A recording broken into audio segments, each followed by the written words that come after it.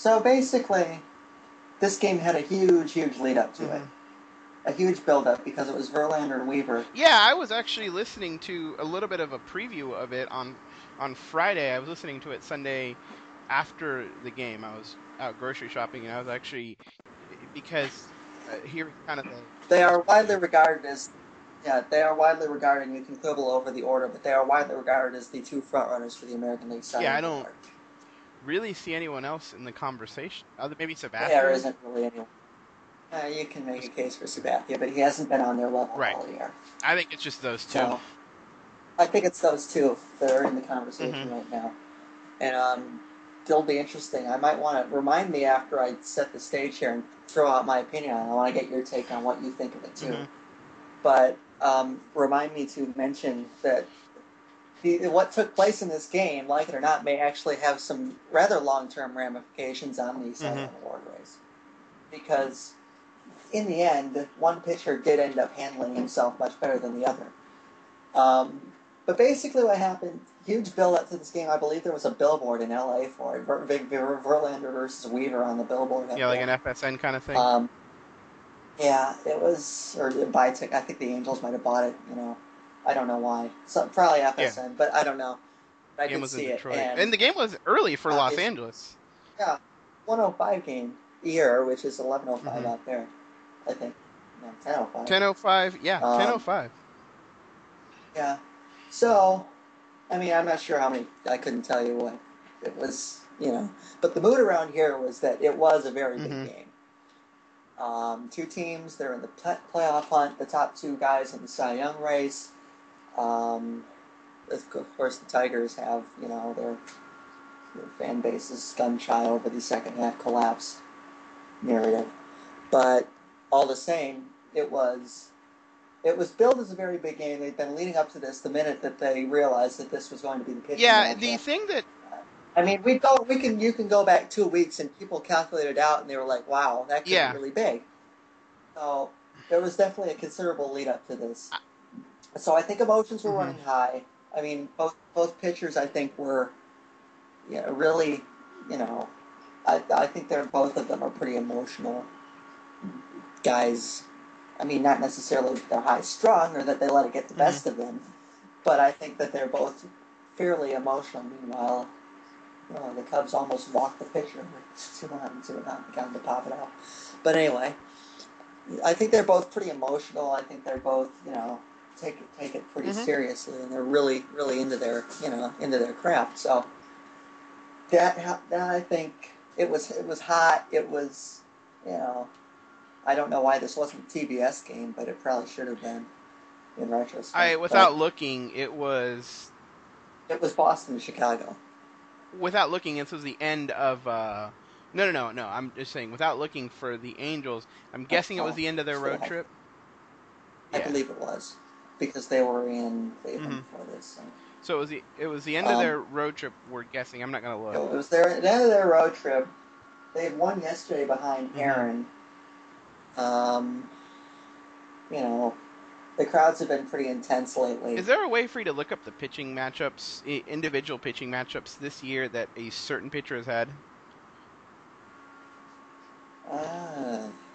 No. You could probably figure it out. What I was listening to on that preview for the game, the Friday preview for the Sunday game, is that Jered Weaver, I guess just the way the schedules worked out, hasn't really paired up with an ace.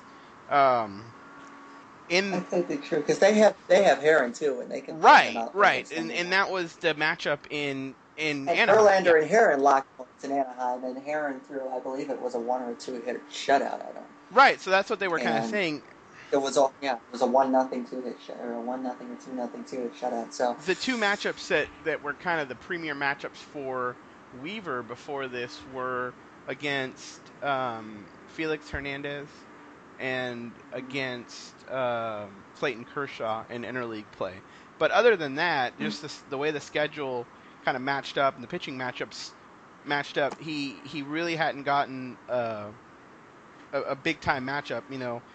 Facing like Ivan Nova or pitchers like that. He did face C.J. Wilson, I guess, last week, but C.J. Wilson's That, not the top. yeah, I think that's C.J. the top tier of aces in the exactly. league. So this was kind of But this was rare because of that. yeah, and that's a narrative I didn't get out here because nobody's really talking Right. about that. So it was big from a lot of standpoints, and they drew 36,000, which I'm surprised because they drew 40,000 on Friday night. So I was surprised they didn't sell it out, but 36,000 is no small crowd for a Sunday afternoon game. Even if it is on a weekend. So anyway, everybody's expecting it to be very, very tight, runs at a premium. Verlander comes out looking dominant. Weaver looks good early.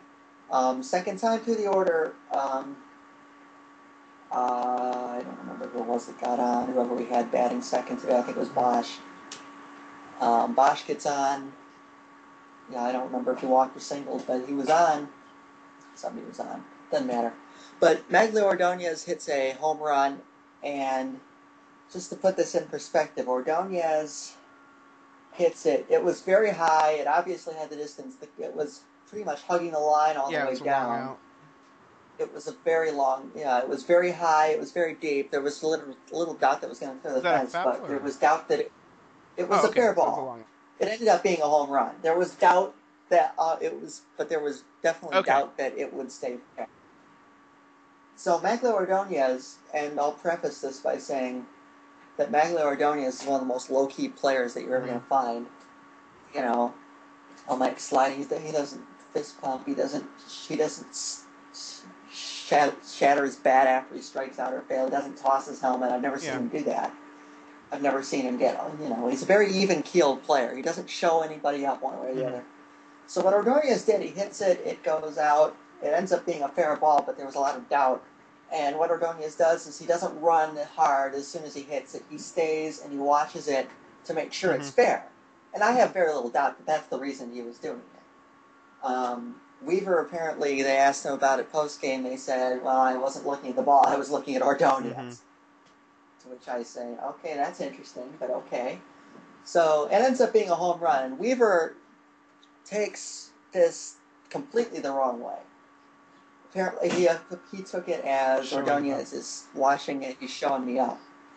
He didn't like it. He had some he apparently had some words for him. He told him to run, and he's watching the ball. And I'll say, I don't remember the exact instances over the next couple innings in which Weaver engaged a few Tigers hitters. I think he had words with Cabrera at least once. I mean, Weaver's yelling at them. I don't think they're doing anything excited other than being there, but Weaver's definitely having words with them.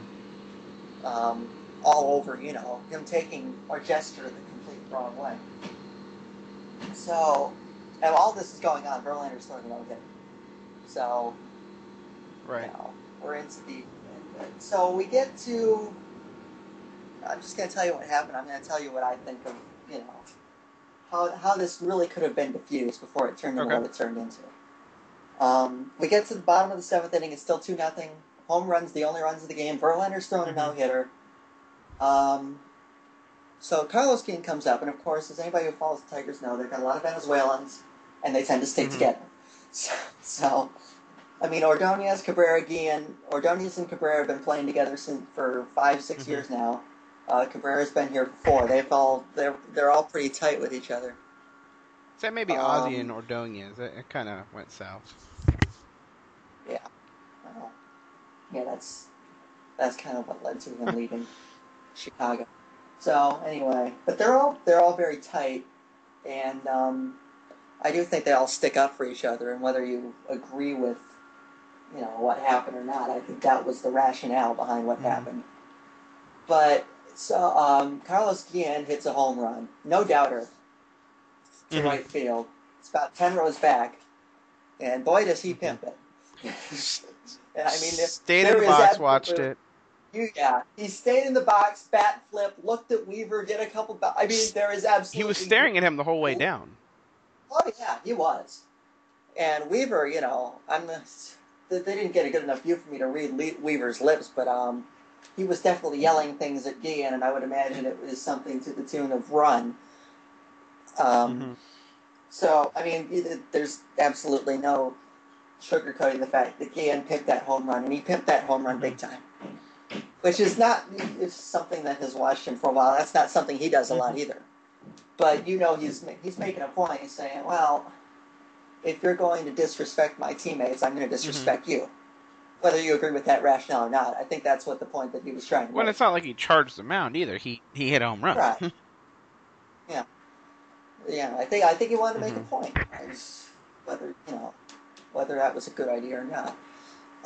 At this point, umpire warns both benches, which was the right move, because it'd been a little hot all afternoon in terms of emotions, and you could kind of see it. Yeah, the umpire warned both benches even before. He warned both benches. Guillen came around. Yeah.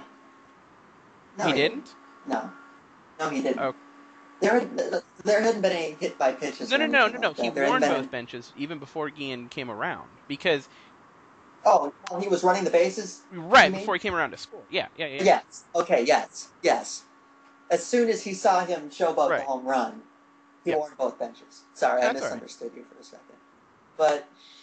But yes, he was, as Guillen, I think, was halfway between second and third, he issued warnings to both benches.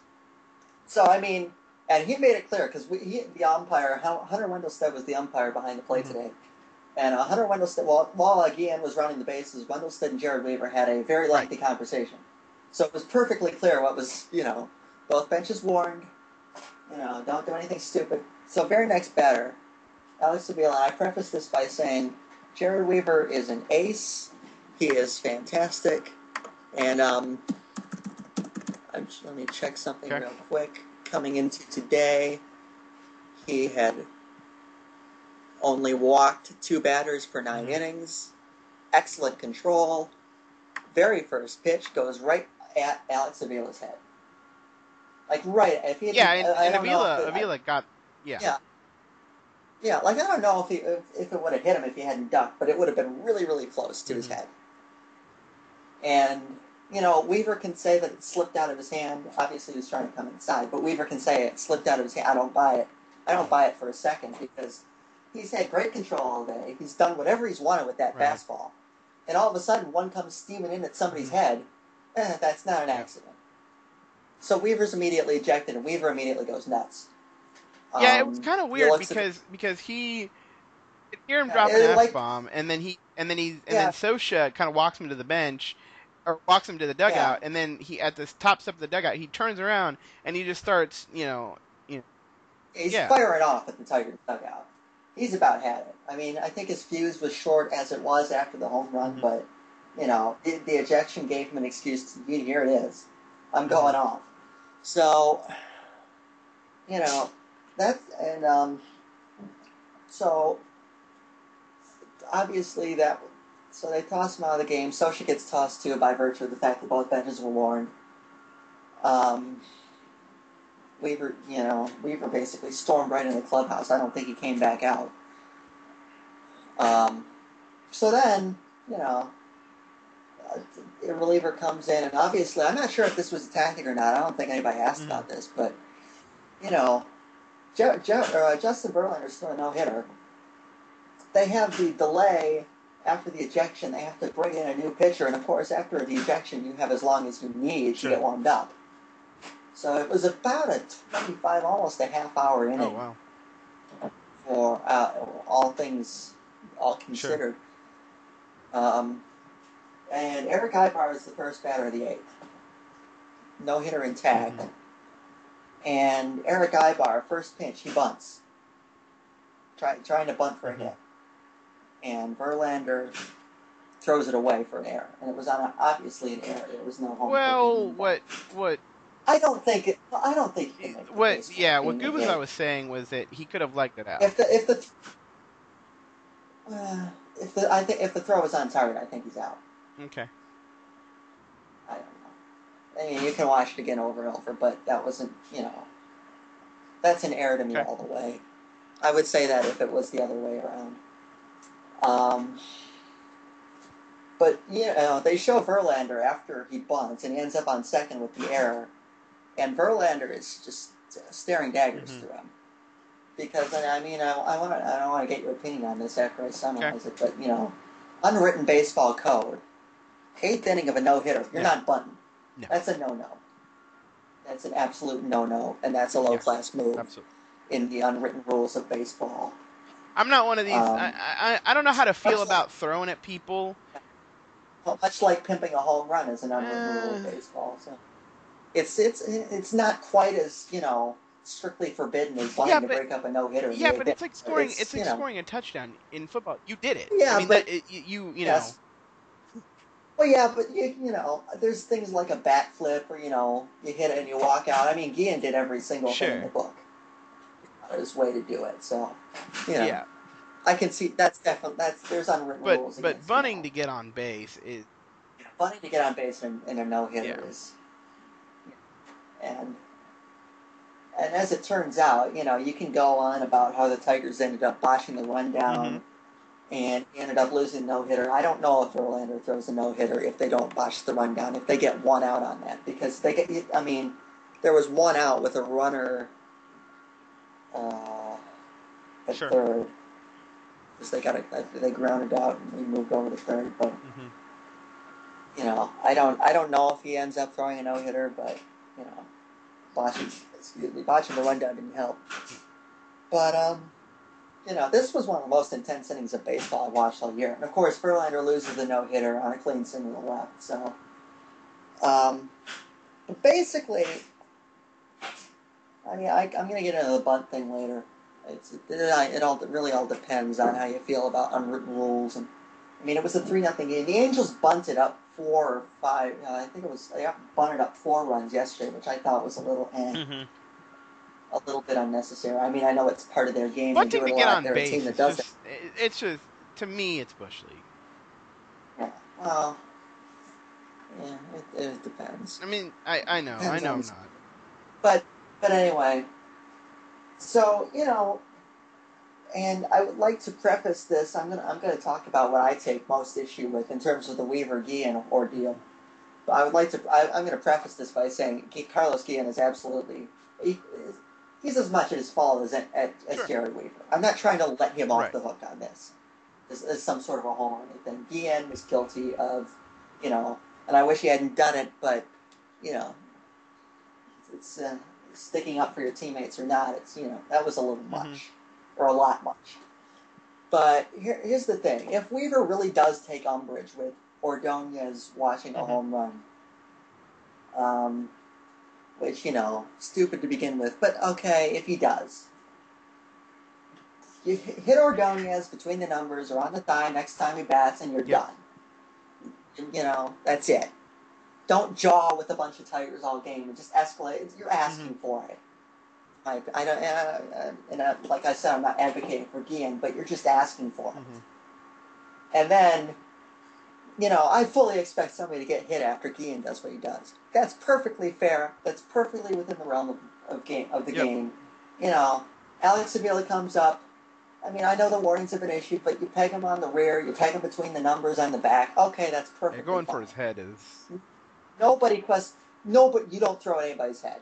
I don't care what your situation is. That's Bush League. That's classless. That's ridiculous. You don't throw at anybody's head. And I have no respect for you if you do throw at somebody's head. You throw at his rear end, okay, I get it. I totally get it. I'm not going to fault you for it. Fine. You throw at his head, yeah, you deserve what you got. I have a huge problem with that. I mean, we saw this the other day with the Indians. Melky Cabrera did basically the same thing, although without the history. When it was a grand slam, too. It was a grand slam. And, he definitely stayed on the first base line a little longer than he needed to. But at the same time, Billy Butler's the next batter, and Carlos Carrasco throws at his head. You don't do that. I don't think there was even a warning there. I just think he just immediately got tossed. Yeah. Well, yeah, you should get tossed. Head, you throw at somebody's head in retaliation, you should get tossed, and you should get suspended. Because there's no place for that. I mean, that's a really good way to really injure somebody. God forbid, much worse. So, Weaver throws hard. He throws low mid-90s. And he's gunning in some people's heads. I don't have any respect for you if you do that. I can't. So, and the bunt, I'm new school in some things and old school in others. I wouldn't want to see my team bunt to break up a no-hitter. I think it's cheap. Yeah, even if my team was getting no hit, no. Yeah, I wouldn't want to see if I'm getting no hit. I mean, last year my team got no hit by Matt Garza, and I didn't advocate for anybody to drop down a bunt then. It is what it is.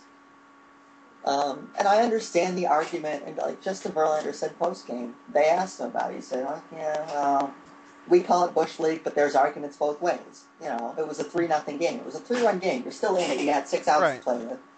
So, I mean, you want to get on base, but in a no-hitter, it just strikes me as really cheap. From anybody. So, I mean, I wouldn't want to, And what if he does get a no? What if he does successfully reach on a clean bunt hit, and he ends up throwing a one-hitter? Then you're like, that was really cheap.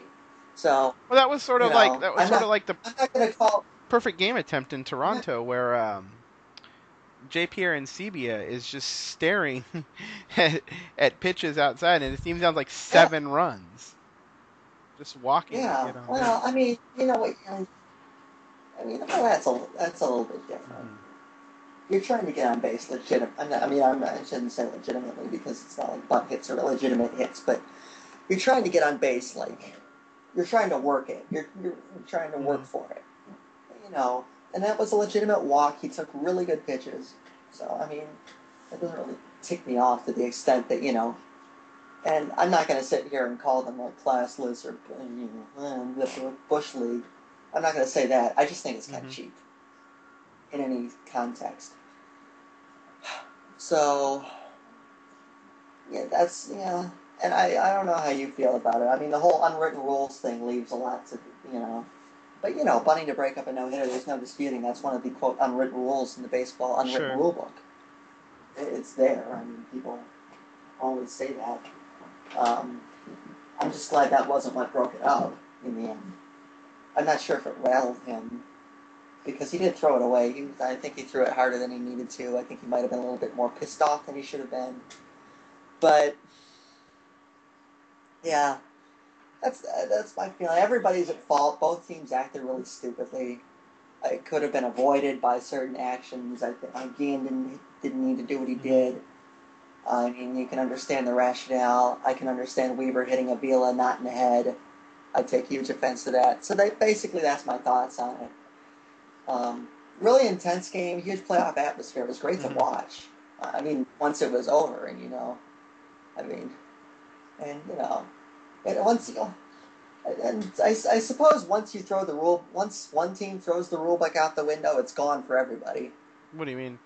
I guess. Oh. Well, I mean, once Weaver throws at somebody, once Guillen hits the home run, I guess it's fair game for anybody. I guess you could argue that. Yeah. But, I don't know. It just as... And there's a reason that I kind of wanted to see Jose Valverde drop a huge celebration on them at the end of the game. Didn't, just because, he didn't. It was very subdued. Yeah. I'm not sure why. I mean, normally he doesn't seem like the type to subdue it for anybody, but he did. Especially in a game like that. So, I don't know. I guess he didn't want to. I mean, we don't play again this year. And the chances of hooking up in the postseason are, pretty low. Guillen won't be back next year. I don't know. It's quite, it was a scene. It was very much very entertaining. But, I guess it all comes down to how you feel about the unwritten rule book. Well, I already told you what I feel about bunting to get on base. Yeah. The whole, I don't know. I'm just a football fan, and the whole protecting your teammates in baseball by throwing at one, throwing at the other one, having the bullpen trot down from so many feet away. And I thought the benches were going to clear for a second. They didn't end up bench clearing, but I thought they were going to. If they hadn't gotten Weaver right off the field, they probably would have. But, it's... from a fan standpoint, and I'm a big-time Detroit Tigers fan. Everybody knows that. From a fan standpoint, I thought it was hysterical what Carlos Guillen did, but I can find it hysterical and yet find it really stupid and put him as much at fault as anyone. While finding yeah, funny. like the kind of stuff that Deshaun Jackson pulled last year. The whole tiptoeing or the tippy toes falling into the end zone. Yeah. And while it was happening, I was I'm tweeting, "You mad, Weaver? Maybe you shouldn't give up home runs, yada yada." I mean, I'm into it as much as any other fan or any other player. You can look at it right now. I'm sitting here looking at it rationally as much as I can. But the thing is, as stupid as it can be for Guillen to do that, it's still funny, and nobody's getting hurt. And that's the difference with throwing at somebody's head. That's how people get hurt. And that's, unnecessary. And, I mean, some people are taking offense to, well, is it illegal for somebody to get thrown at? Well, it's not illegal. I'm advocating. If Jered Weaver wants to hit Alex Avila, perfectly fine. I totally understand it within the context of that situation. I expect it. But you don't throw it as